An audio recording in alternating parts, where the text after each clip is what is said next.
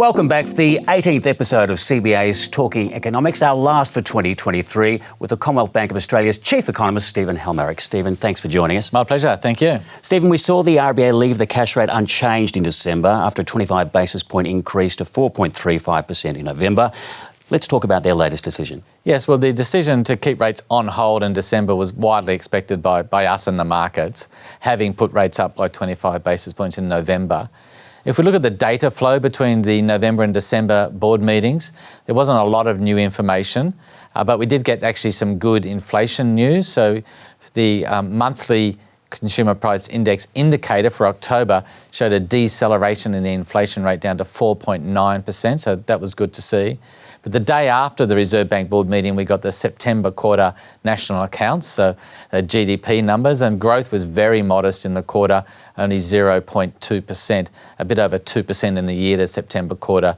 So really showing a continuing moderation in the pace of economic growth in Australia, and that led the RBA to keep rates on hold at the end of this year. Rates in 2024, what's your outlook? So we're expecting that the Reserve Bank will now be on an extended pause, so no more rate hikes in this cycle is our base case view.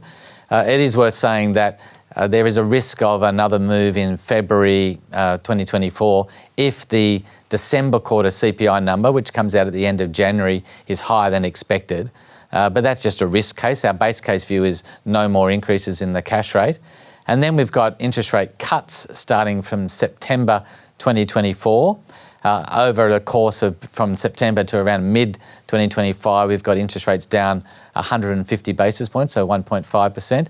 That'd take them down to 2.85%. Well, you've just released the CommBank Household Spending Insights for November. What did it show? Well, it actually showed spending was quite strong in the month of November, up 1.8% on the month. But if we look at the details, it was really driven by a big increase in household goods. That was up 9.3% on the month. So household goods is really related to the pre-Christmas shopping. So what we've been seeing in recent years is people really focusing their holiday shopping around the Black Friday, Cyber Monday sales, so bringing forward that shopping. A big increase, as I mentioned, in things like department stores and cosmetics and activewear and discount and variety shops. So that really boosted spending in November. But the traditional pattern now has been to see a strong November followed by quite a weak December.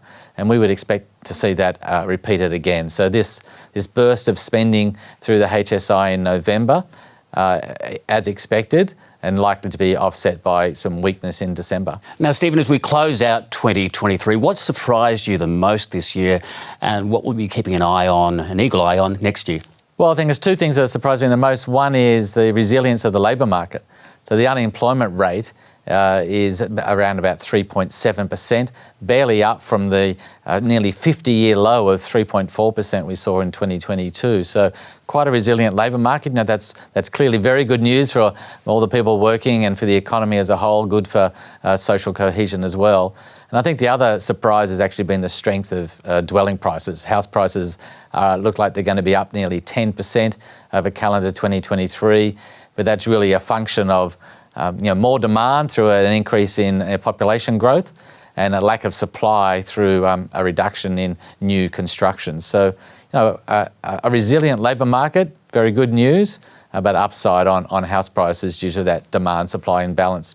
So they're the things that have surprised me the most this year. What about 2024? Well, I think 2024 is going to be a continuation of this deceleration of inflation and the pivot from monetary policy tightening to monetary policy easing. I think that'll be welcomed by many people. Well, Stephen, thank you very much for your insights this year, and have a great break. My pleasure. Same to you. Thank you.